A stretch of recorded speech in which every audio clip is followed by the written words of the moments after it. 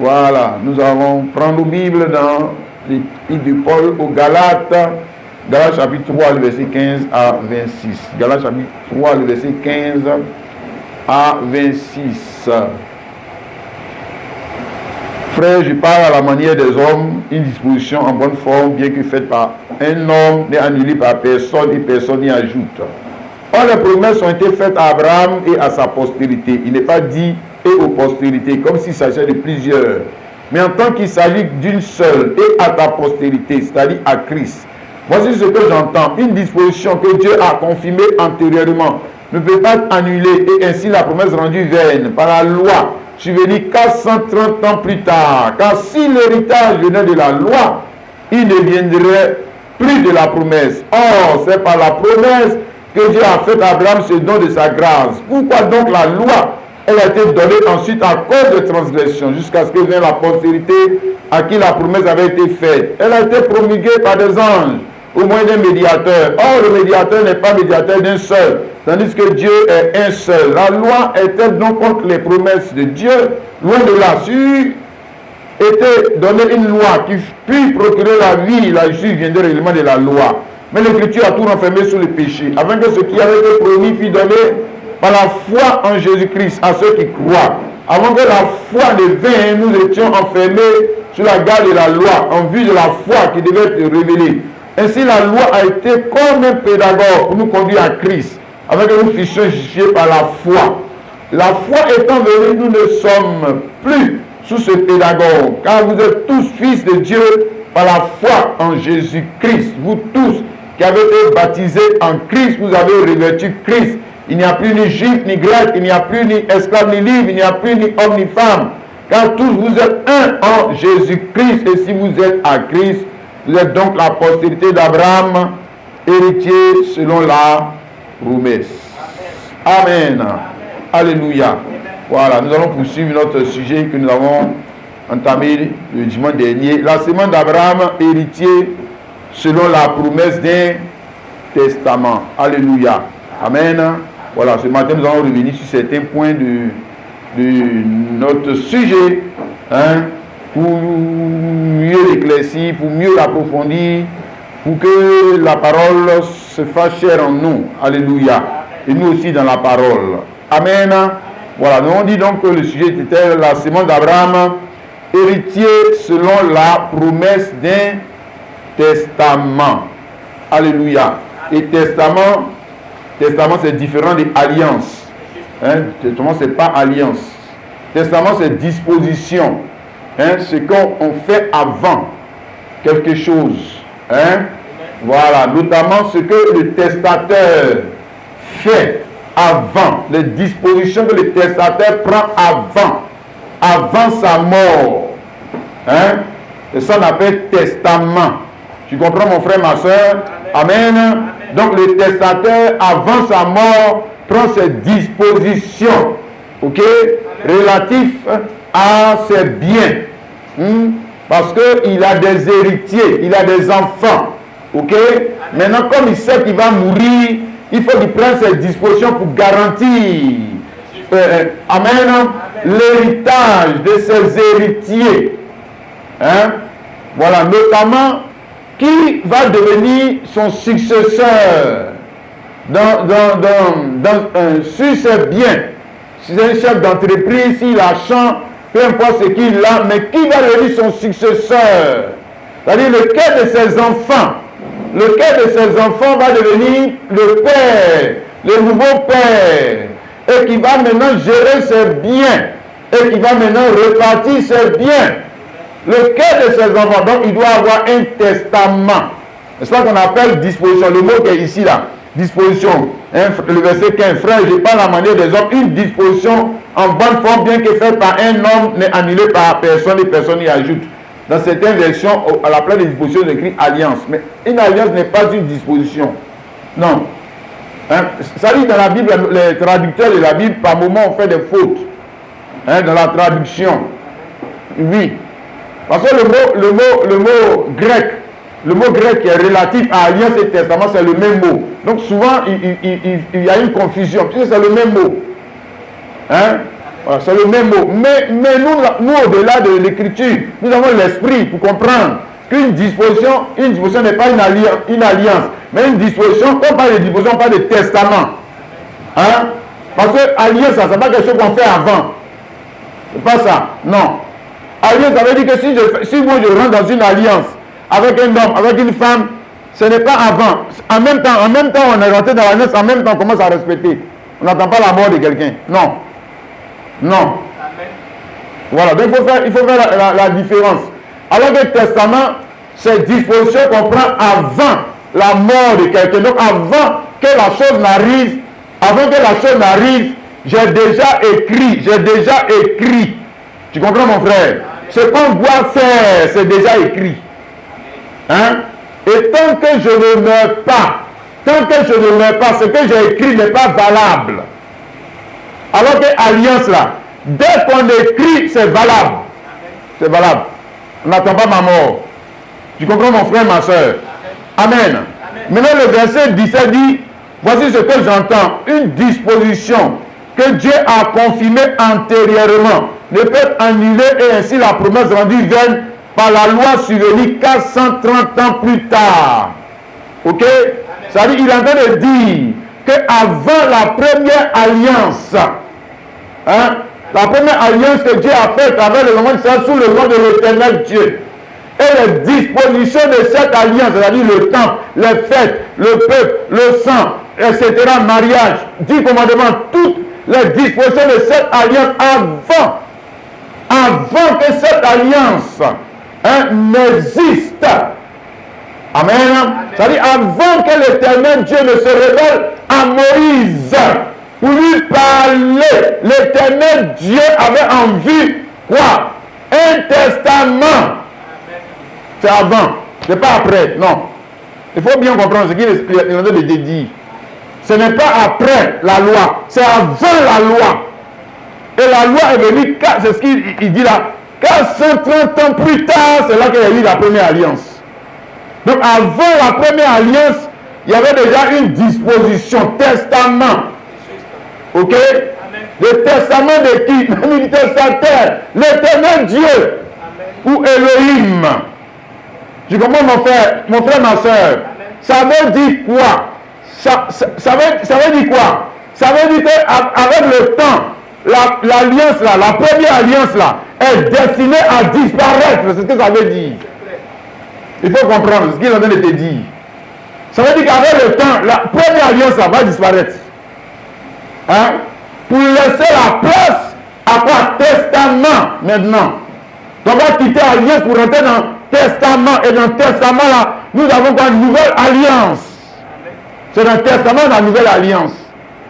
Mais je te demande la première vérité qui est en train de t'expliquer. Hein? Avant que l'Éternel Dieu ne se révèle à Moïse, et puis sur la montagne du Sinaï, il donne les 10 commandements, etc. Et puis Moïse a demandé quel est ton nom. Il a dit je suis YHWH. Et puis après ils ont mis les voyelles pour pouvoir lire ça, Yahvé, etc. D'autres ont traduit ça après l'Éternel Dieu, etc. Bon, bref, c'est pas ça le plus important. Avant qu'il vienne faire alliance là, l'Éternel Dieu avait testament. Oui. Hein? Alors, c'est ça que beaucoup de prédicateurs et de théologiens ont manqué de comprendre. C'est avant. C'est pas après. Donc, avant, il y avait testament. Mais s'il y a testament avant alliance, ça veut dire quoi? Ça veut dire quoi? Ça veut dire que l'alliance va disparaître avec le temps. C'est ce que ça veut dire. Avec le temps, ça veut dire que la première alliance et puis le régime de l'Éternel Dieu n'est pas éternel. C'est ce que ça veut dire. C'est ce que ça veut dire. Autrement qu'on me dise, ça veut dire quoi? Aïe. Avant que moi je ne fasse alliance, j'avais déjà un testament. Aïe. Ça veut dire que même si j'ai fait une alliance, ça n'annule pas le testament. Non. Ça n'a pas annulé le testament. L'alliance n'a pas annulé le testament. Ça veut dire que l'alliance que j'ai faite là, un jour, ça va finir. C'est ce que ça veut dire. Ouais, quand je vais mourir. quand je vais mourir. La chose va finir. Donc ça veut dire que l'éternel Dieu est son régime, l'éternel Dieu est son temple, l'éternel Dieu est ses sacrificateurs, l'éternel Dieu est son église. Ne sont pas éternels, l'éternel Dieu lui-même. Ah, tu as vu. Il n'est pas éternel. Non. Dans ce cas, pourquoi le testament? Pourquoi le testament? Ah, mais là, tu vois, là, mais on fait des débats. Tu vas faire des débats de mots. Là, c'est écrit. Tu vois, non. Souvent, c'est écrit. Et puis, nous, on veut donner notre interprétation. Tu veux dire quoi même? Tu veux nous dire quoi même? Tu veux dire que Dieu, il est fou? Il ne sait pas ce qu'il fait? Ah.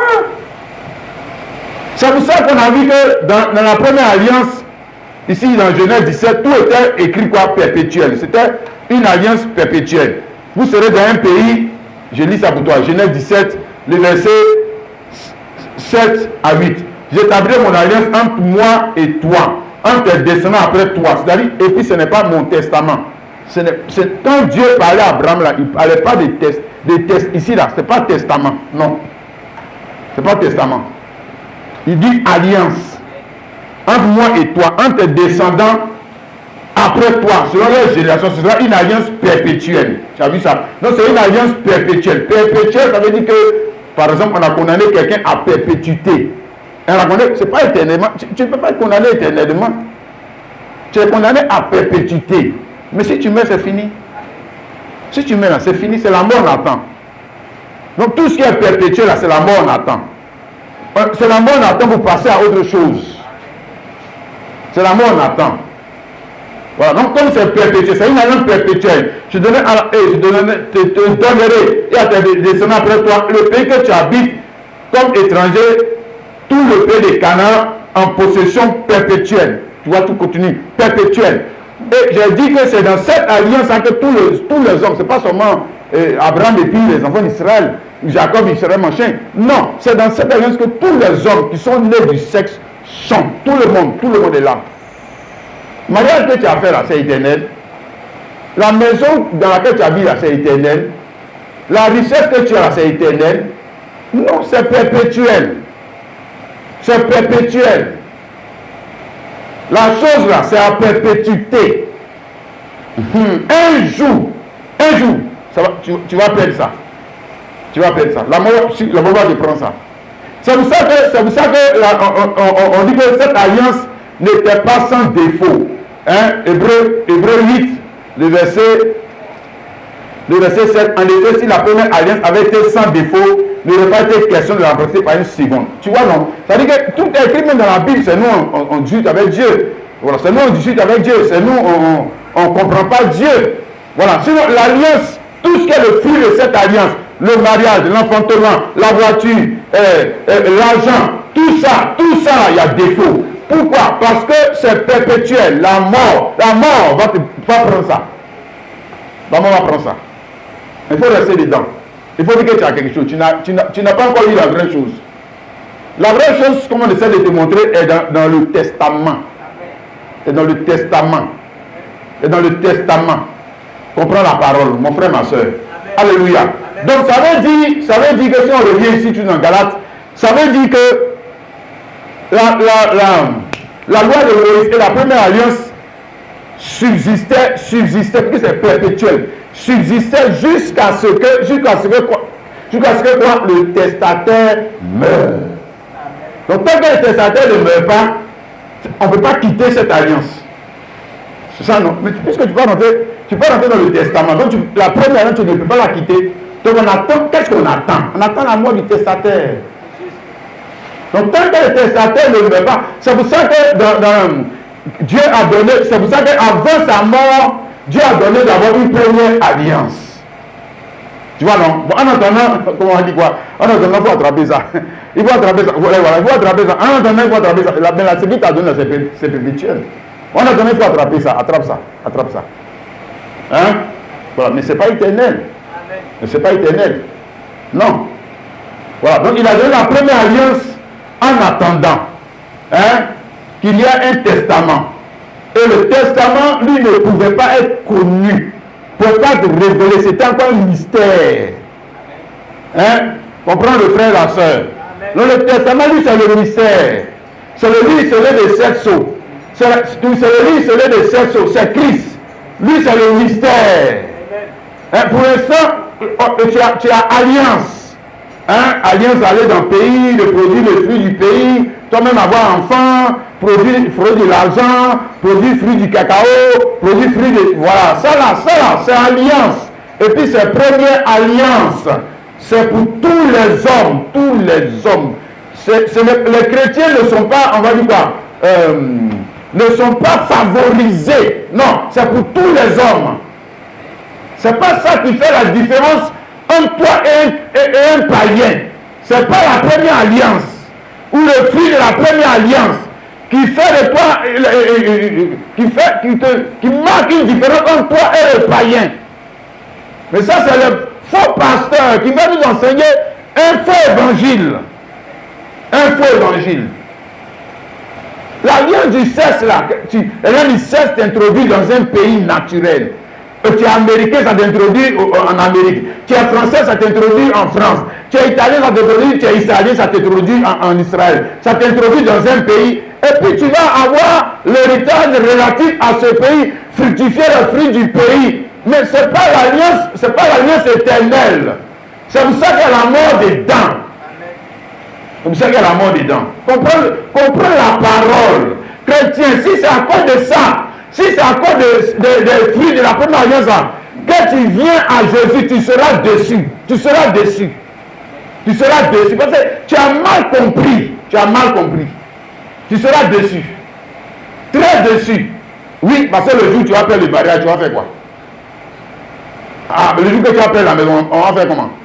Mais le jour que toi-même tu vas mourir. Parce qu'un jour tu vas mourir. Puisque c'est une alliance perpétuelle. Maintenant on fait comment? Voilà.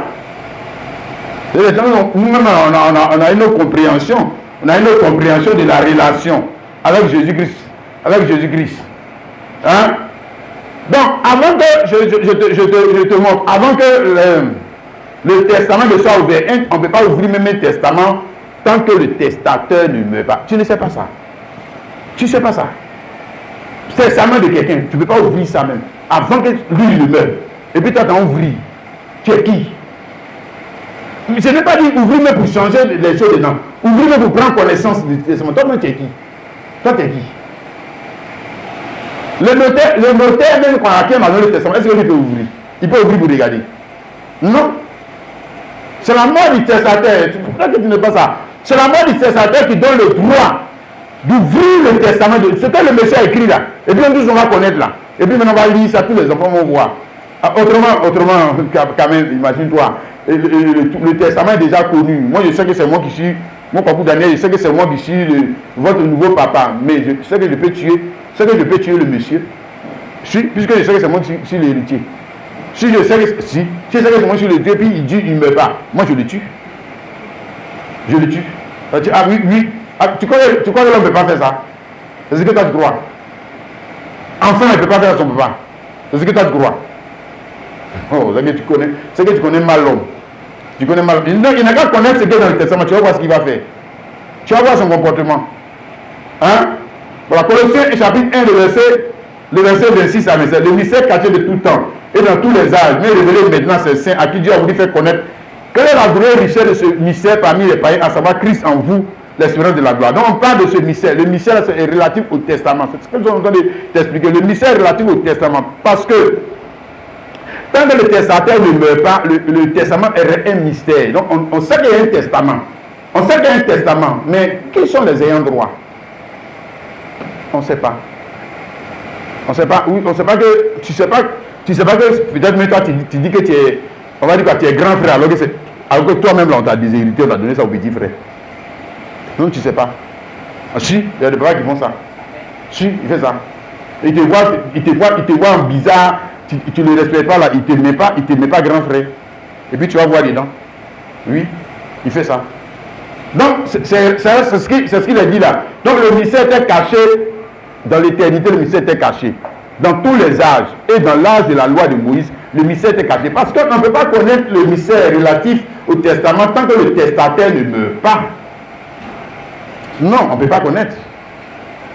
Voilà, on ne peut pas connaître. On dit testament, testament, testament, testament. Hein? Testataire n'est pas encore mort. Eux déjà, ils ont Ancien Testament. Vous savez dire quoi ça? Vous voulez nous dire quoi même?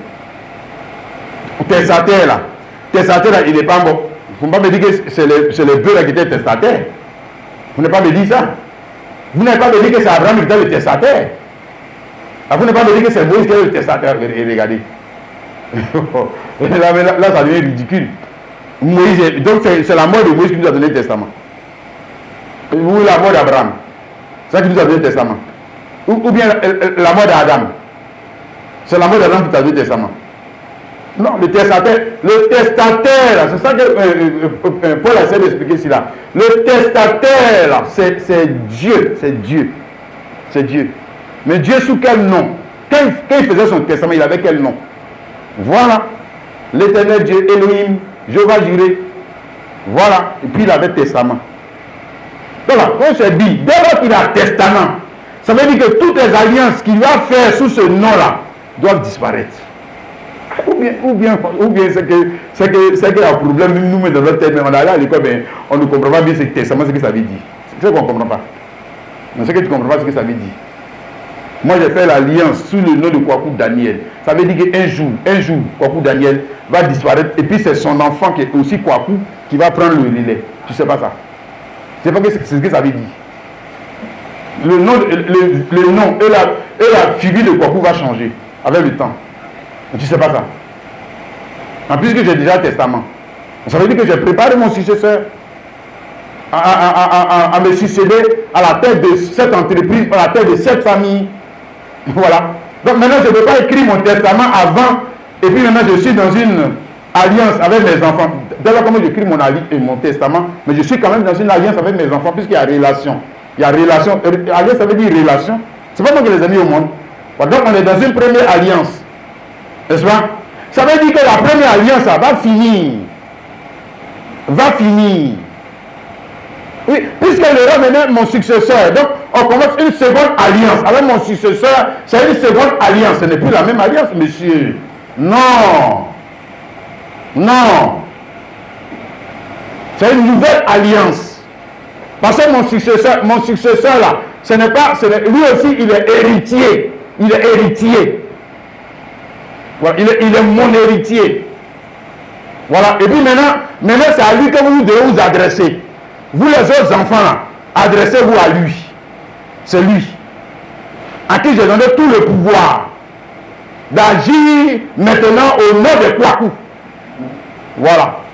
Ça on appelle maintenant nouvelle alliance ou bien comme médiateur. Le médiateur. Christ est le médiateur. Héritier médiateur. Hein, le frère? Mais je te dis que avant qu'il y ait la mort du testataire, avant qu'il y ait la mort, j'ai voulu revenir cette leçon pour mieux t'expliquer, pour que tu comprennes, pas parler comme les évangéliques là. Arrête de parler comme les catholiques, les évangéliques là. Ils parlent comme un chrétien, ils parlent comme tes parents, tes pères, les Paul ils parlaient la parole là, parle comme ça. Et puis montre les versets pour l'expliquer. Pour l'expliquer que c'est faux, c'est que on vous enseigne, c'est faux. C'est pas ça. C'est faux. Hein? Donc, il ne pouvait pas avoir, comment dire, premier Ancien Testament. Ça veut dire quoi, Ancien Testament? Qu'est-ce que ça veut dire? Ça veut dire quoi? C'est Mouton qui vous a donné le testament. Abraham vous a donné le testament. Non. Voilà. Donc, c'était alliance. Première alliance. Donc, et dans cette première alliance, il y avait méconnaissance du testament. On ne connaît pas le testament. Puisque le testataire n'est pas mort. Voilà. Donc le nom de Jésus était caché. La figure de Jésus était cachée. La gloire de Jésus était cachée. Et puis toi aussi. Et puis toi aussi. Et puis toi aussi. Qui était caché. Alors que ton nom était dedans. Ton nom était dans le livre scellé. Hein? Vous savez ici dans le livre d'Apocalypse chapitre 5. Je lis ça pour toi. Le verset 1er. Puis je vis dans la main droite de celui qui était assis sur le trône un livre écrit en dedans et en dehors, scellé de 7 sceaux. Et je vis un ange puissant qui criait d'une voix forte, qui est dit d'ouvrir le livre et d'en rompre les sceaux et personne dans le ciel, ni sur la terre, ni sous la terre, ne peut ouvrir le livre, ni le regarder. Mais le voici. Viens, tes garçons, viens prendre le testament, viens prendre. Même dans le, comment on dit quoi, dans le naturel, toi tu peux aller prendre le testament des papas. Qu'il a écrit, il a déposé sur les notaires. Mais c'est que tu es un voleur. On va te mettre en prison même. Voilà, donc le testament, le livre scellé des sceaux, dans lequel se trouve le mystère des dons, le mystère du salut, le mystère de la rédemption. Bref, les dispositions que Dieu a prises pour toi et pour moi avant notre création. Avant ta création. C'est ça le testament, disposition. Si, il a pris des dispositions. Avant de te créer, il a pris des dispositions. Et puis il a écrit les dispositions dans un livre appelé Testament. Ou livre scellé de 7 sceaux. C'est tout la même chose. Ou livre de vie. C'est surtout ça. C'est tout le livre. Dans lequel il y a ton nom, ta destinée. Alléluia. Pour garantir ton héritage de façon juridique. Pour que ce soit incontestable. Voilà. Maintenant, si quelqu'un réussit à te faire douter et à te faire croire autre chose, mais ça c'est ton problème maintenant. Ça c'est ton problème. Tu connais même pas même on va dire quoi, la loi des hommes, tu la connais même pas. Quand on dit testament, ça veut dire quoi? Tu sais même pas ce que ça veut dire. Un petit pasteur va venir te tromper, tu es dedans. Bon, allez-y. Et puis continuez votre chemin. Allez, nous on est dans le testament. Si toi tu veux, toi tu as l'Ancien Testament, va dans l'Ancien Testament. Mais nous on n'est pas dans l'Ancien Testament, nous on est dans le Testament. Si. Voilà. Hébreux chapitre 9, le verset 16 à 18. Car là où il y a un testament, il est nécessaire que la mort du testateur soit constatée. La Bible, c'est un livre juridique. Tu sais pas ça? Bien sûr. C'est un livre juridique. Voilà, on te montre le droit des naissances et de succession de manière incontestable. Et on te montre ça avec des faits juridiques. Parce que pour qu'un testament soit un de la valeur, il faut que la mort du testateur soit constatée. Il ne doit pas faire semblant de mourir. Il doit mourir. Voilà, c'est pas comme le musulman dit que non, il n'est pas mort, on a mis quelqu'un d'autre à la place. Dans ce cas, il n'y a pas de testament. Si il n'y a pas de testament. Vous ne venez pas nous mentir. Non, sinon, autrement, testament, ça veut dire quoi? Voilà. Maintenant, si on ramène, comme j'ai dit, on ramène ça à ce que nous appelons Ancien Testament, c'est qu'il n'y a pas de testament. Parce que pour qu'il y ait un testament, il faut que la mort du testateur soit... Et la mort du testateur, c'était qui? C'était Moïse. C'était Moïse. C'était qui? Voilà. Verset 17. Un testament en effet n'est valable qu'en cas de mort, puisqu'il n'a aucune force. Il n'a aucune force tant que le testateur vit. C'est pour ça qu'il avait donné alliance. C'est pour ça qu'il avait donné alliance. C'est ça qu'il a dit au verset 18. C'est pourquoi c'est avec du sang que même la première alliance fut inaugurée. Il n'a pas dit premier testament. Oh, arrêtez de nous mentir là. Il a dit première alliance. C'est pourquoi c'est avec du sang que même la première alliance fut inaugurée. Parce qu'il ne peut pas dire comme un premier testament, ça n'a aucun sens. Alors qu'il vient de dire lui-même en haut là-bas que pour que le testament soit valable, il faut que la mort du testateur soit constatée. Et puis après maintenant, il continue et il va dire que premier testament, ça veut dire quoi ça? Toi, tu es en train de te contredire maintenant. Ça veut dire quoi? Tu veux nous dire quoi même? Voilà, donc nous parlons du testament qui est relatif au testateur, le seul testament. Il y a deux alliances. La première alliance, ou on appelle ancienne alliance et nouvelle alliance. Mais il y a un seul testament relatif au testateur. Et ce testament a été valable avec la mort de Jésus-Christ. Tu comprends mon frère? C'est la mort de Jésus-Christ. C'est pas la mort d'Abraham, la mort de Jésus-Christ. C'est pas la mort de bœuf d'Abraham, la mort de Jésus-Christ. Voilà. Donc la mort de Jésus-Christ, c'était la mort de qui? Du testateur. Donc Dieu, sous son ancienne figure, son ancien nom, son ancien régime, est mort. Oui, il est mort. Oui, et c'est vrai. C'est ça qui est la parole juste. Hein? Il doit mourir.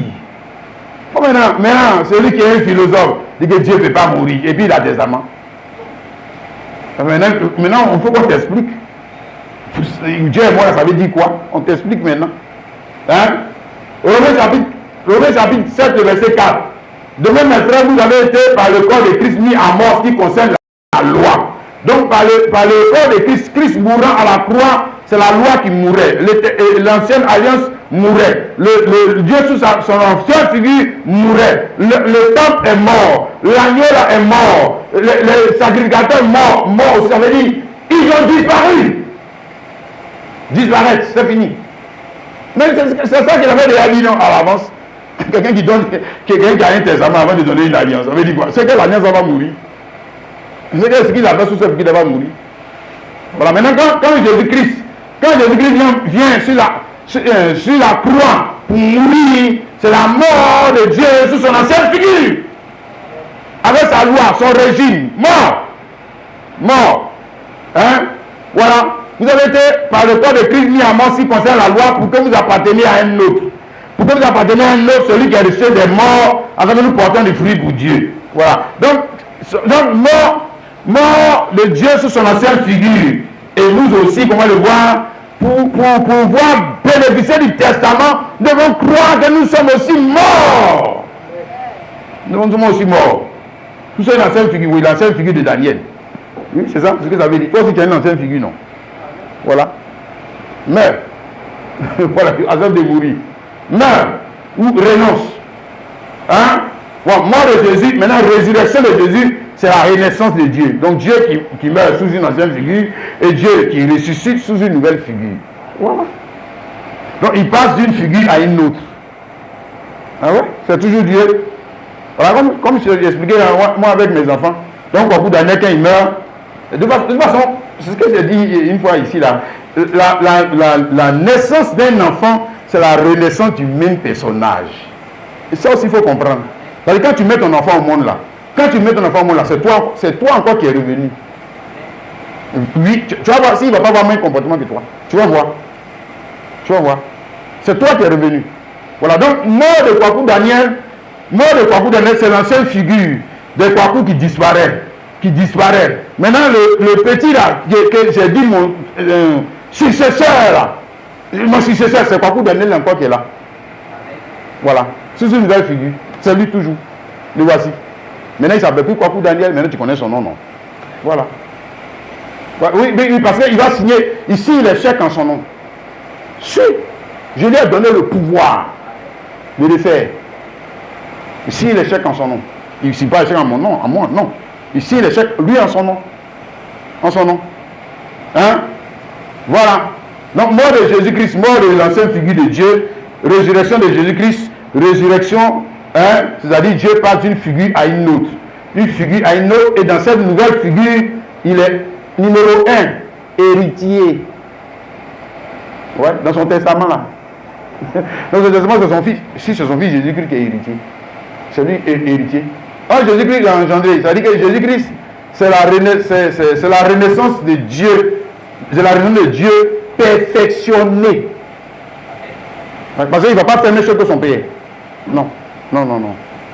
Hein? C'est pour ça dans l'autre leçon, c'est comme Zacharie. Hein? Zacharie et Jean-Baptiste. Jean-Baptiste est sorti de Zacharie, non? Hein? Maintenant, quand on a voulu lui donner Zacharie, on dit non. On va l'appeler Jean. Mais pourquoi on doit l'appeler Jean? Parce qu'il doit faire mieux que son père. Tu as vu, non? Bon, maintenant, quand on dit là, tu vois, c'est là que ça nous tombe. On dit, il a fait ça. C'est parole de Dieu, non? C'est parole de Dieu, non? C'est que Dieu parle de lui-même. Autrement, c'est que ce n'est plus parole de Dieu. C'est que c'est parole de Zacharie et puis des gens. C'est parole de Dieu. Vous savez que c'est de Dieu que Dieu parle de lui-même. Quand il a eu son fils, il a appelé Jésus-Christ. Alors que lui, il s'appelle quoi? Yahvé. Tu ne sais pas ça? Et pourquoi il appelle Jésus-Christ? Parce que le fils est censé faire mieux que lui. Oui. C'est ça. Il comprend le mystère de la parole. Il est censé faire mieux. Il n'est pas venu faire la même chose. Non, non, non. Il n'est pas dans la continuité. Non, non, non. Il y a une rupture. Parce que le Fils, c'est une nouvelle alliance. Le Père, c'est ancienne alliance. C'est ancienne alliance. Donc, il a un nom différent. Un nom plus, d'ailleurs, il a un nom plus grand. Quand même ça, même on peut comprendre. Il a un nom plus grand. Hein? Voilà. Donc, Dieu sous la nouvelle figure. On l'appelle comment? Jésus-Christ. Hein? Nouvelle figure, nouveau nom, nouveau temple, nouvelle alliance, nouveau sacrificateur. Les enfants sont nouveaux, vêtements est nouveau, robe est nouveau, chaussures est nouveau, tout le paradis est nouveau, tout le temple est nouveau. Tout est nouvelle Jérusalem. Pour lui là, bien que c'est nouveau. Nouveau là, ça veut dire que c'est quelque chose qu'on vient de commencer. Nouveau bien ancien, ça veut dire qu'il y avait ancien. Nouveau, donc lui on vient de commencer. Mais si on vient de commencer, comment lui encore il va emprunter les choses de l'ancien? C'est que ce n'est pas nouveau, c'est que c'est la continuité. C'est que ce n'est pas nouveau. Ah, ou bien autrement on a pas dit à l'école, nouveau ça veut dire quoi? Nouvelle chose ça veut dire quoi? Nouvelle chose ça veut dire que c'est différent de l'ancien. C'est différent de l'ancien. C'est ce qu'on appelle nouveau. Voilà. Ça veut dire que tu ne viens pas faire la même chose. Dans ce cas, c'est que c'est la continuité. On n'a pas quitté votre alliance des faux là. Hébreux 11, le verset 1 à 4. Après, autrefois, à plusieurs reprises, plusieurs manières, par à nos pères, par les prophètes, Dieu, dans ces derniers temps, nous a parlé par le Fils. Voilà. Donc, avant, regarde, Dieu. Maintenant, dans les derniers temps, regarde Dieu, par le Fils, qu'il a établi un héritier. Hein? Nous tous on lisait ça comme les. Oh, nous avons fait rire quoi. Il a vu dit ça, non, héritier. Et puis il dit que l'autre Dieu là, il est encore là. Pourtant il a dit héritier, hein. Et puis il dit que l'éternel Dieu est encore là. Donc comment il peut avoir héritier puis il est encore là? Ah, vous aussi. On est allé à l'école quand même, on connaît le sens des mots. Aïe! Toi aussi. On dit que quelqu'un l'a établi héritier, puis tu as dit que l'autre l'a établi. Mais et l'autre là, et l'autre là, et l'autre là. Aïe. Comment on dit qu'on a établi le gars héritier, tu dis que l'autre là. Quel est fait de l'autre là? C'est qu'on veut commencer quelque chose de nouveau. C'est que l'autre là, c'est ancien, c'est passé, c'est fini. Héritier de toutes choses, par lequel il a aussi créé le monde.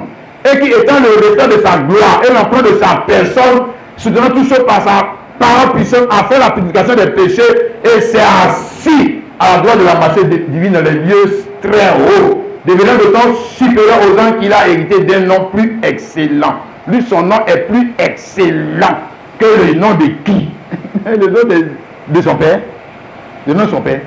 Oui, le nom d'Abraham. Le nom de tous ces gens. Mais les gens là, qui lui a donné le nom? C'est pas l'éternel, c'est pas bon, d'abord, El Shaddai, c'est pas El Shaddai qui a donné le nom d'Abraham. C'est pas lui. Voilà, maintenant le fils, lui, là, le dernier là, lui, on dit que son nom est plus excellent. Mais c'est qu'il est plus excellent, son nom est plus excellent que le nom de son père. Ah, tu ne sais pas ça? Le frère et la soeur. Hébreux 8, le verset 6. Mais maintenant, il a obtenu un ministère d'autant supérieur qu'il est le médiateur d'une alliance plus excellente.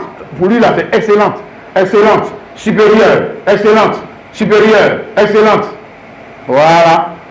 Si on dit qu'il y a un qui est excellent, c'est qu'il y a l'autre qui n'est pas excellent ou frère. Tu n'as pas besoin d'aller à l'école théologique pour comprendre ça. Folie, c'est ce que ça veut dire. Hein? Il est médiateur d'une alliance plus excellente qui a été établi sur de meilleures promesses. Sur de meilleures promesses. Hein? Ici, là, on parle de nouvelles, ce n'est pas la même alliance. Et ici, le médiateur n'est pas le même médiateur. Non. Voilà. Médiateur, c'est ce que j'ai expliqué là. Médiateur, c'est le fait que moi, je mets mon fils. Dans mon testament, je mets mon fils. Je dis, bon, c'est toi qui vas être le grand frère. Non, c'est écrit dans mon alliance. Pardon, dans mon testament. Quand je meurs, mon fils, il devient le père, il devient le médiateur. Ça veut dire que c'est lui qui va distribuer les biens.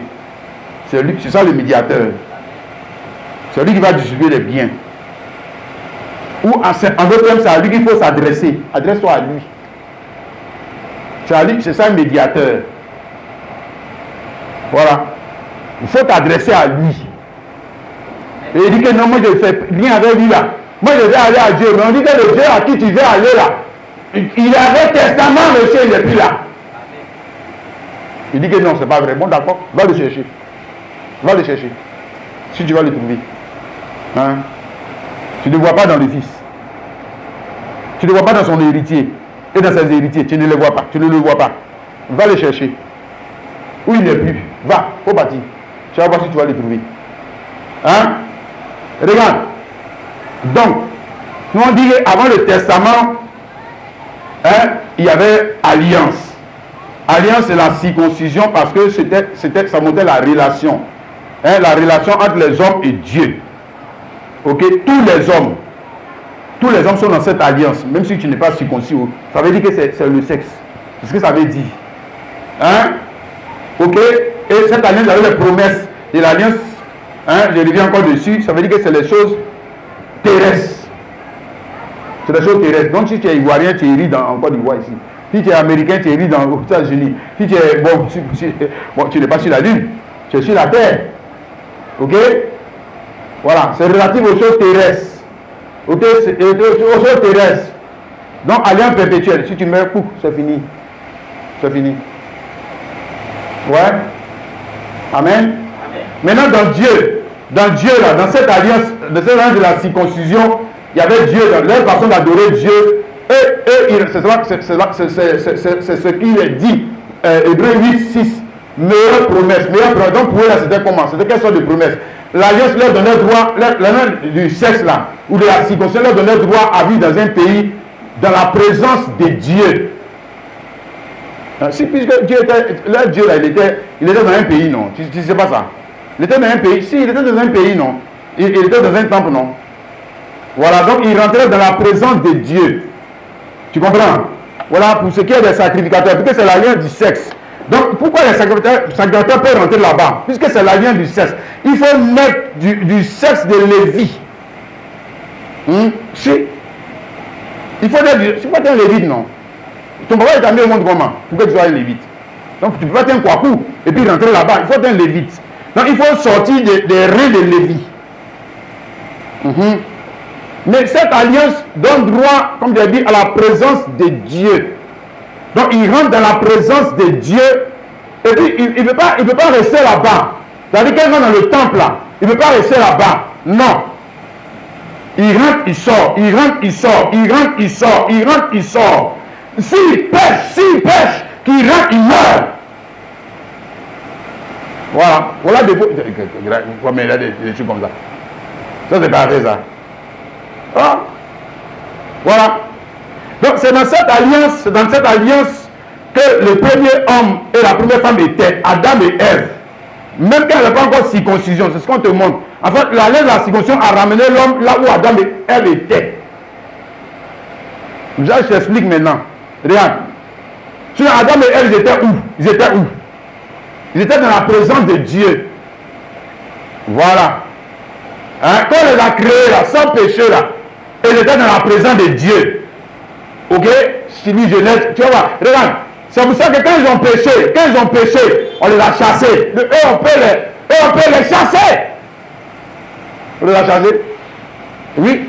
Et puis, c'est pas seulement parce qu'ils ont péché qu'ils sont morts, mais c'est parce qu'ils n'étaient plus dans la présence de Dieu qu'ils sont morts. Donc, c'était la sentence. Maintenant, Dieu lui-même a montré comment on revient dans sa présence avec le sacrifice de moutons. Et puis, ils ont commencé à faire le sacrifice de moutons. Il revient encore dans la présence de Dieu. Mais ce n'est pas éternel. Même Adam et Ève ne restaient pas dans la présence de Dieu. Donc, Dieu descendait dans le jardin pour leur parler pendant un temps. Donc, là, tu es dans sa présence pendant un temps. Et puis après, vous vous séparez. C'est fini. Voilà. C'est un peu comme ce que les gens font dans les églises aujourd'hui là. Il est dans la présence de Dieu. Et puis après il sort, il fait ce qu'il veut. Il vient dans la présence de Dieu. Les musulmans, il vient dans la présence de Dieu. Est-ce que c'est la présence de Dieu même? Bon, il va à la mosquée. Et puis après il sort, il va chez lui. Et il va au temple. Et puis il sort, il va chez lui. Il va chez lui. Lui et puis Dieu se sépare, c'est fini. Dieu va faire quoi lui là pour le suivre? Est-ce qu'il a le sang pour garder Dieu avec lui? Il peut. Il n'est pas dans cette alliance. Alliance, c'est relation, monsieur. C'est relation. Donc, relation perpétuelle temporelle. Hein, relation perpétuelle temporelle. Et puis maintenant, quand il meurt, c'est fini, puisqu'il va au séjour des morts. Dieu ne va pas le suivre là-bas. Hein. Jamais Dieu n'est pas le Dieu des morts. C'est fini. C'est fini. Il ne va pas le suivre là-bas. Il va aller faire quoi là-bas? Il les laisse là-bas. Hein, comme ça, il est dit dans Éphésiens chapitre 4, verset 8 que les autres étaient captifs. Hein? Jésus est allé, puis il a délivré les captifs. Tu comprends? Bien. Maintenant, ça c'était en attendant que l'alliance, le testament soit ouvert. C'est pour ça qu'il était important pour vous et moi qu'il y ait un testament et qu'on ne reste pas encore dans l'alliance. Voilà. Amen. Maintenant, avec le testament, on va plus loin que l'alliance. C'est ce que je vous ai d'expliquer. Avec le testament, parce qu'avec le testament, c'est la mort du testataire. Et la mort du testataire nous donne droit à quoi? À entrer maintenant dans les plus grandes et les plus précieuses promesses, puisque nous rentrons par le moyen du sang. C'est qui est mort, non? Par le moyen du sang de ces personnes, nous entrons dans la nature divine. Voilà. On a quitté le présent de Dieu. On fait quoi avec le présent de Dieu? Tu m'avais dans la présence. Seigneur, je suis dans ta présence. Nous, on fait quoi avec ça? Le présent de Dieu. Il ne faut pas dire dans le présent de Dieu. Nous, on n'est plus là-bas. Dieu même, il a encore le présent de Dieu. On fait quoi avec le présent de Dieu? On parle de nature. On parle de nature. Quitter une nature pour aller dans une autre. 2 Pierre 1, le verset 3 à 4. Comme sa divine puissance nous a donné tout ce qui contribue à la vie et à la piété, au moins de la connaissance de celui qui nous a appelés par sa propre gloire et par sa vertu, lesquelles nous assurent de sa part les plus grandes et les plus précieuses promesses, afin que par elles, ces promesses, vous deveniez participants de la nature divine. Voilà. Voilà. Nature divine, ça veut dire quoi? Ça veut dire quoi? Ça veut dire fils. Fils engendré. Oui, ou fille engendrée. Ce que ça veut dire. Ça veut dire que tu es sorti d'eux. Hein? Tu n'as pas été créé comme une voiture. Tu n'as pas été créé comme un portable. Tu n'as pas été créé comme une maison. Hein? Comme les Adam et Ève. Non, tu n'as pas été créé comme ça. Non. Non. Tu n'es plus à ce niveau de la création. Mais tu es engendré. Comme qui? Mais comme ton papa Jésus. Comme ton papa Jésus. Engendré. Hein? C'est créer sa nature chez une autre personne. Ou reproduire son caractère chez une autre personne. C'est ça engendrer, monsieur. C'est pas même ça avec créer. Mais c'est aussi créer, c'est une manière de créer, mais c'est une manière de créer qui est plus élevée. On a un autre rang de la création. Parce qu'il y a, on va dire quoi? Il y a ressemblance parfaite et précise entre le créateur et sa création cette fois-ci. C'est précis. Voilà. C'est ça. Comme toi, par exemple, ton enfant. Hein? Voilà. Et puis, si tu es restauratrice, avec tes plats de chocolat, ou bien tes locaux que tu as grillé là, ou ton plat d'aloco que tu as grillé avec tes enfants, lequel te ressemble. Hein? C'est aussi ta création. Bon, c'est pas sorti de toi, c'est sorti de ta tête. Le plat d'aloco là, c'est sorti de ta tête. C'est sorti de toi. Voilà. Mais là, tu as un autre niveau de la création. Tu saisis, tu dis Amen, le frère et la soeur. Amen et Amen. Donc, par le sang de Jésus-Christ, nous entrons maintenant, cette fois-ci, on ne revient pas. Quand pour nous, là, quand nous testament là, on ne revient pas là où Adam et Ève étaient. Non. Non. On ne revient pas là-bas. Ça, c'est la première alliance. Et ils sont revenus là-bas. Maintenant, avec testament, il faut quelque chose de plus sûr. Hein? Il faut quelque chose qui va faire en sorte que Dieu et puis son fils ou sa fille, il n'y ait rien, ni personne qui puisse encore les séparer. Non. Il faut que ça arrive, on arrive là. Mais là, maintenant, pas de testament. Voilà.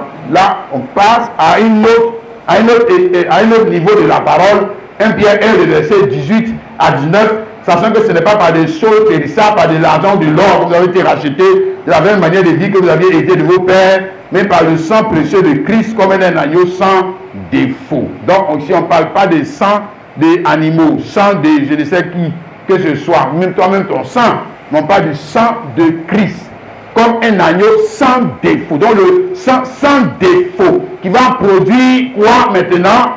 Les héritiers de la promesse. Alléluia. Parce que par le moyen du sang, on rentre dans une nature. Voilà. Comment toi tu es rentré dans la nature de ton papa? C'est à cause de son argent. C'est pas son sang. Comment mouton devient mouton? Comment pintade devient pintade? C'est pas ça. C'est jeûne et prière. Ah non? Oh, c'est ça. C'est le sang. Donc le sang fait rentrer dans la nature. Dans la nature. Oh, ici nous parlons du sang de qui? Mais de Dieu. Qui fait rentrer dans cette nature. Alléluia. Et 1 Pierre 2, verset 9 dit, vous au contraire, vous êtes une race élue, un sacerdoce royal, une nation sainte, un peuple acquis, avec vous annoncier les vertus de celui qui vous a appelé des ténèbres à son lumière. Vous au contraire, contrairement aux autres races, contrairement aux autres adorateurs, contrairement aux autres descendants d'Abraham, vous êtes la race élue. Vous n'avez pas dit que vous êtes sortis de l'élu. L'élu qui met Jésus-Christ. Jésus-Christ. Voilà. Alléluia. Vous êtes la race élue. Donc en d'autres termes, vous êtes la race qui avait été promise à Abraham. Il y avait une race qui avait été promise à Abraham. Elle ne viendrait pas de la sémence d'Abraham, mais elle viendrait de la foi d'Abraham dans la parole de Dieu. Genèse 17 dit, tu es père d'une multitude de nations. Maintenant on parlait de quoi? Les enfants de son sexe. Non. Non. On ne parlait pas des enfants de son sexe. On parlait des enfants qui sont quoi? Le produit de la foi dans quoi? Mais la sémence de Dieu. Pour ne pas dire la mort et la résurrection de Jésus. C'est d'eux qu'on parlait. Monsieur, comprends bien Bible là. On ne parlait pas de Isaac, de Jacob, de David. Ce n'est pas de ceux-là qu'on parlait. Non. Non. D'un père d'une multitude de nations. Comment quelqu'un peut, avec sa propre sémence, être père d'une multitude de nations? Comment ça va se faire? Mais s'il est américain, comment il peut maintenant mettre des Français? Il peut maintenant mettre des Ivoiriens. Il peut maintenant mettre des Italiens. Il peut maintenant alors de lui des Français. Mais comment il va faire ça? Non, c'est pas possible avec la propre sémence. Voilà, mais c'est possible avec la sémence de Dieu. La foi dans la sémence de Dieu, notamment la foi dans la mort et la résurrection de Jésus-Christ. Romains 8, le verset 6 à 8. J'ai dit Romains 8. Romains 9, pardon. Romains 9. Ce n'est point à dire que la parole de Dieu soit restée sans effet.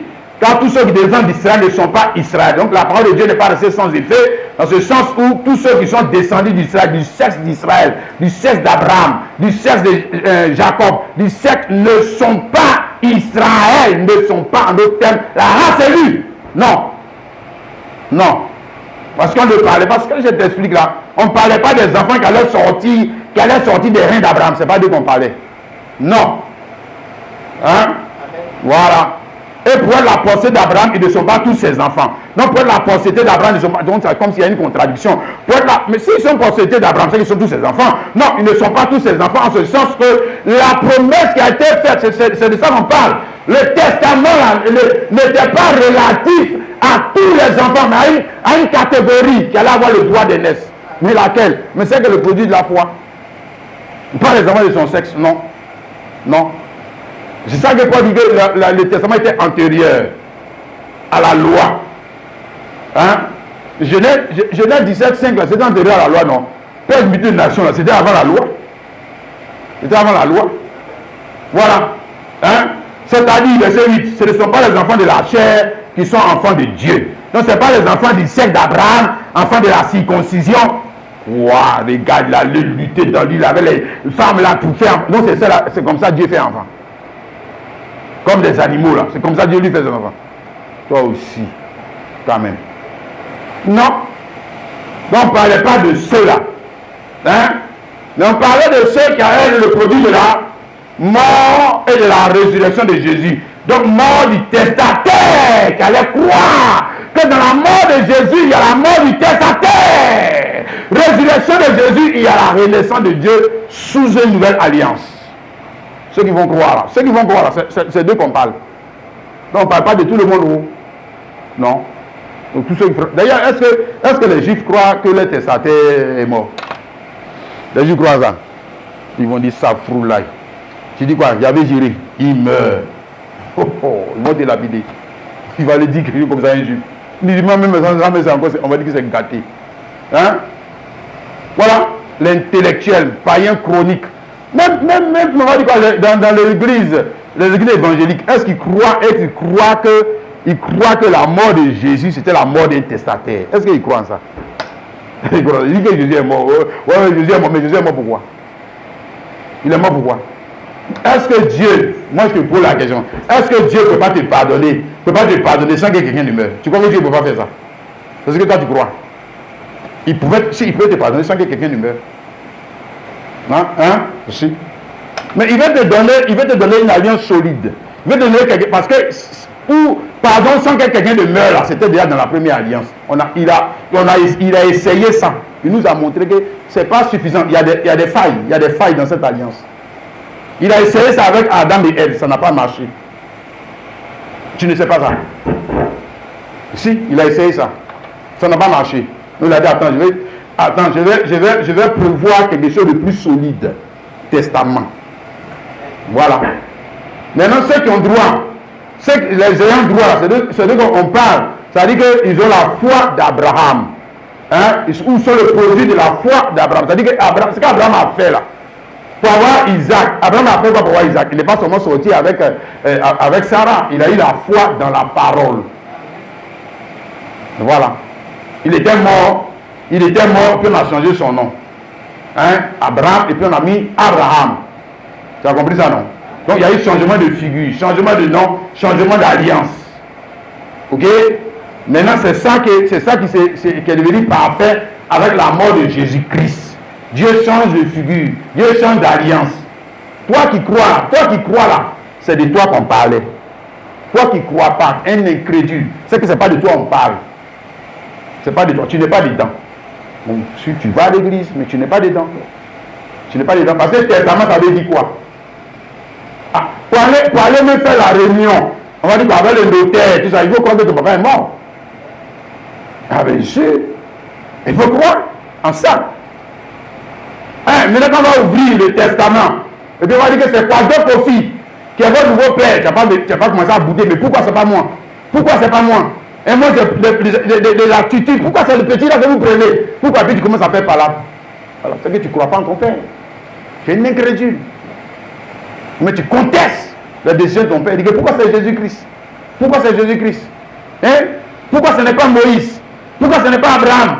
Est-ce qu'ils ne sont pas tous des envoyés? Eux, ils sont même prophètes. Pourquoi maintenant vous dites que c'est lui qui est Dieu? Pourquoi vous dites que c'est lui qui est Dieu? Voilà. Ils sont en train de discuter avec le testament. Merci. Même les Trinitaires, ils sont dedans. Merci. Ils sont tous dedans. Merci. Et quand tu demandes les passages de l'Écriture où Jésus lui-même dit que le pouvoir a changé de main, de figure et de nom au ciel, il discute. Pourtant, c'est ce que la Bible dit. Hein. Il discute. Il dit qu'il n'est pas d'accord. Que ce n'est pas vrai. L'Éternel Dieu est toujours là. Ça, c'est un héritier qui est là comme ça. Lui là. Un théologien, ouais. Lui là, c'est un héritier. Est-ce qu'il sait ce que ça veut dire un héritage? Est-ce qu'il sait ce que ça veut dire un testament? Hein? Matthieu 28 du Sud. Jésus s'étant approché les parlant ici, tout pouvoir m'a été donné dans le ciel sur la terre. Allez faire de toutes les nations des disciples, les baptisants au nom du Père, du Fils et de l'Esprit, et enseignez-leur à observer tout ce que je vous ai prescrit. Donc ici, Jésus montre avec évidence. Il montre avec évidence le changement de pouvoir. Parce que c'est ça un testament. Le testament annonce un changement de pouvoir, de figure, de nom, de médiateur. Ok? Mais c'est ça le testament. Hein? Si tu ne crois pas en ça, comment tu veux avoir droit aux dispositions qui sont relatives au testament? Comment tu veux avoir? Tu ne crois pas en ça. Dis que c'est faux. Mais c'est que tu es dans la première alliance. C'est faux, c'est que tu es là-bas, toujours. Parce que tu ne vas jamais accepter Jésus est Dieu. Toi, tu ne peux pas accepter ça.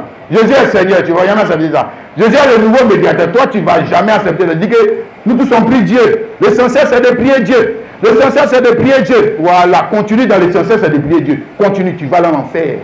Tu ne vas pas voir dedans. Continue. L'essentiel, c'est de prier Dieu. Prier quel Dieu? Tu ne sais pas que Dieu a changé de figure? Tu ne le sais pas. Il a changé de visage. Il a changé d'alliance. Et que maintenant il dit tout pouvoir m'a été donné dans le ciel et sur la terre. Hein? Et que quelqu'un qui dit qu'il a l'esprit de Jésus, il a l'esprit de Jésus en lui, et il va prêcher quoi? Que au ciel là-bas c'est l'éternel Dieu qui est toujours là. Hein? On peut baptiser comme on veut. L'essentiel c'est de croire. Et les gens croient des choses comme ça. Toi-même, si tu écris ton testament, hein, tu vas accepter qu'on vienne modifier des articles. Toi, tu vas accepter. Hein?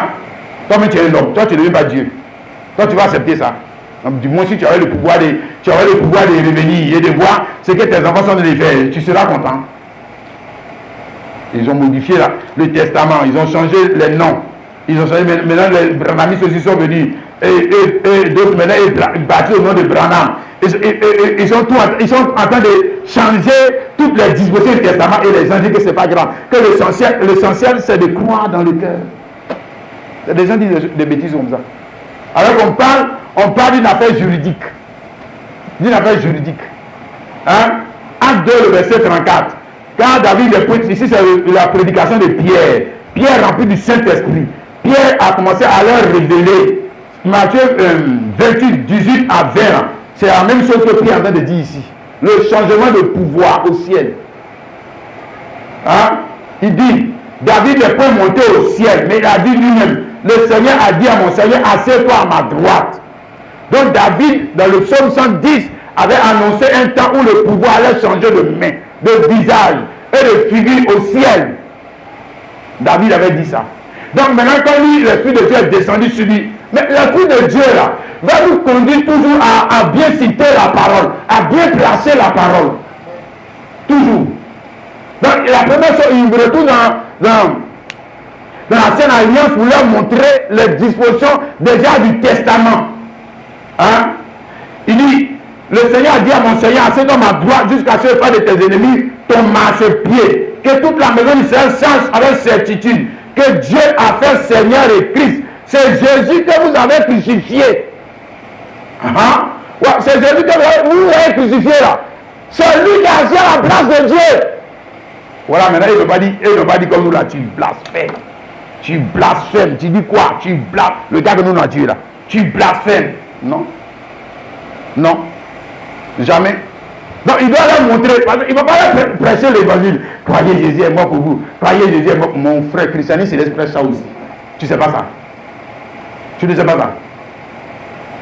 Mais il parle de quel Jésus? Jésus qui n'a pas tout le pouvoir. Il est une deuxième personne de la Trinité.